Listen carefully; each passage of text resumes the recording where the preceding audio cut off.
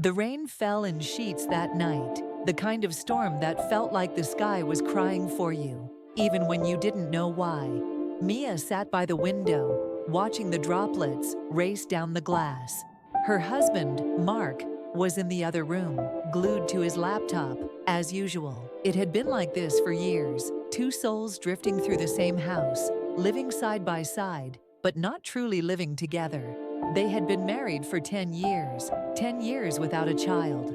A decade of empty promises, and a silence that screamed louder than any argument could. The weight of it all was suffocating, especially the guilt. Mia hadn't expected this. She thought love would fill the void, that marriage would be enough. But as the years passed, she realized something deeper was missing, something she couldn't articulate, but could feel in every bone, in every breath. They had tried everything, doctors, therapies, treatments, but nothing worked. Mark never said it, but Mia could see the disappointment in his eyes every time they sat together, hearing yet another doctor deliver the same words. It's unexplained. The guilt was worse than the silence. She knew Mark wanted children. She knew she couldn't give him that. And yet, every time she tried to bring up the subject, she saw his hesitation. He never wanted to talk about it. He never blamed her out loud. But Mia felt it. The unspoken words hung between them like a storm cloud that neither of them dared to face. Tonight, the guilt was almost unbearable. It clung to her skin like the dampness in the air. She thought about leaving, not physically, but emotionally. She thought about giving Mark the freedom to find someone who could give him the family he wanted. But what did that leave her with? A marriage built on a lie? A love constructed out of guilt? She wasn't sure anymore. The ticking clock in the background grew louder in her mind. She didn't realize how much time she had wasted. The moments slipped by like grains of sand, and every one of them was another reminder of what she couldn't give. Suddenly, the silence was broken. Mark walked in, his face strained with exhaustion. He paused by the doorframe, looking at Mia. "You okay?" he asked, his voice so soft, almost like he was afraid to break something fragile. Mia forced a smile. "I'm fine." Mark didn't believe her, but he didn't push. Instead, he sat down next to her, his presence warm but distant.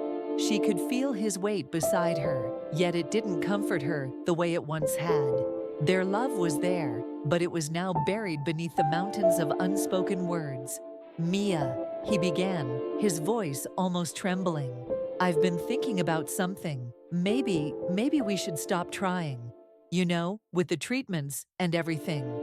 Mia's heart stopped. She wasn't prepared for this. She wasn't prepared for the words she'd feared most to come out of his mouth. "What do you mean?" she asked, her voice shaky. "I mean, maybe it's time we just accept it," Mark said, his eyes avoiding hers. "Maybe it's time to stop pretending. Maybe we've been chasing something that isn't meant to be."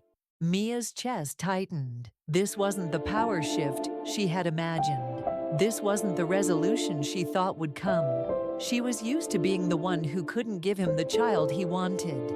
But now, it seemed as though Mark was resigning himself to the same painful truth. "But I thought," she started, her words trembling. "I thought we could still have something, even without a child." Mark turned to her, and for the first time in years, he looked at her, really looked at her. His eyes were filled with a sorrow that mirrored her own. "I don't know anymore, Mia. I'm tired. I'm tired of pretending it doesn't hurt." Her heart shattered, but she didn't know how to fix it. She didn't know how to fix them. "Mark, please don't say that. Please ...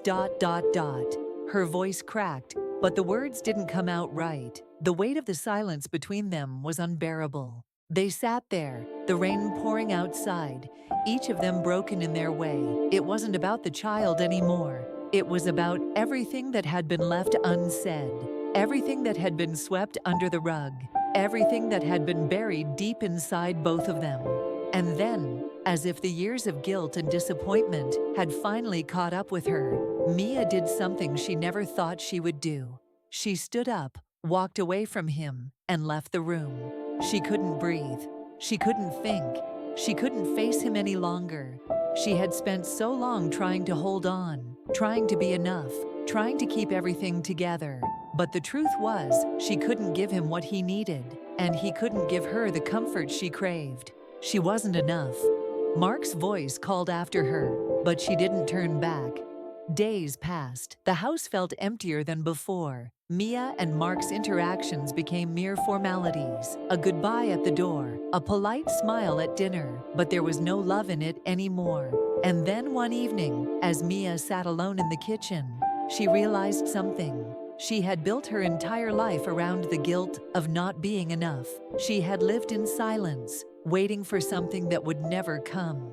She had kept hoping, kept trying, but never once had she looked inward to ask herself what she truly needed.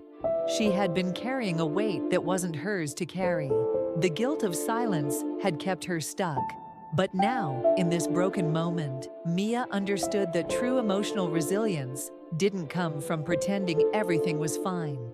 It didn't come from holding on to a marriage out of guilt.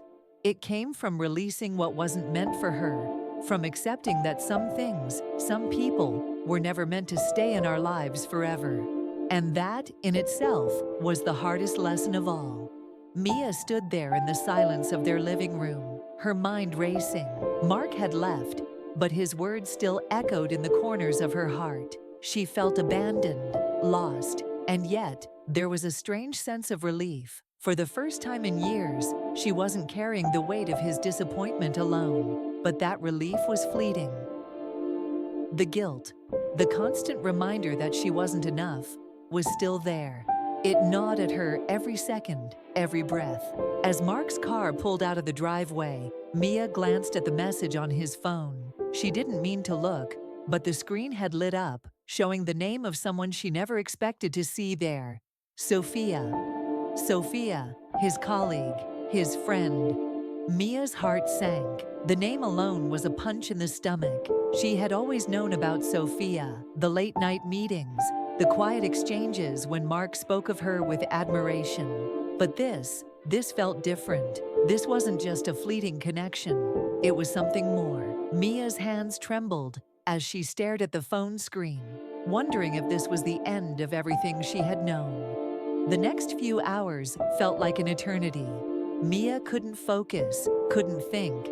She paced the house, trying to make sense of everything. Why hadn't Mark told her about Sophia? Had she known about them all along? The doubts, the questions, they flooded her mind, drowning her in uncertainty. She thought of calling him, confronting him about the message, but a voice in her head held her back. What if he had already made his choice? What if the message was the final nail in the coffin, and she was too late? Her phone buzzed. It was a text from Mark. Mark, I'm sorry, Mia. I never wanted to hurt you, but I need space. I need to think. I hope you can understand. The words were like a slap. Space. He needed space. He wasn't even asking for a chance to fix things, to talk it through. He was already walking away, emotionally, even if his body was still in the house. Mia couldn't stay in this house any longer. The walls felt like they were closing in on her, suffocating her with the memories of a love that had long since faded. She needed to escape, to find some clarity. She needed answers. Without thinking, she grabbed her coat, threw her phone into her bag, and walked out the door. The world outside was quiet. The cold air hit her face, and for the first time in a long time, she felt alive. She didn't know where she was going, but she couldn't stay in that house, not with the weight of Mark's absence pressing down on her. Her thoughts were a whirlwind as she walked down the quiet streets. What had happened? Was it all her fault? She had been so consumed by guilt, by her inability to give Mark what he wanted most, that she hadn't noticed how far they had drifted apart. But the text, the message from Sophia, was the final blow. The next morning, Mia returned home. Her head was clearer, but her heart was still heavy. She had no answers, no clarity, but she knew one thing. She couldn't keep living in the dark, in this place of uncertainty. She had to confront him. She had to know the truth, no matter how much it hurt. She found herself standing in front of Mark's office, his things still scattered around. It looked the same, but nothing felt the same. Mia took a deep breath and knocked softly on the door. There was no answer. She knocked again, louder this time, still nothing. But then the door creaked open. Mark stood there, his expression unreadable. He looked tired and broken. But there was something else in his eyes, a coldness, a distance that hadn't been there before. Mia, Mark, I need to know. What is going on? Mark didn't speak right away. Instead, he stepped aside and motioned for her to come in. The tension between them was palpable, thick and suffocating. What will Mia do next? And what does that text mean? Like, share and subscribe for part 2.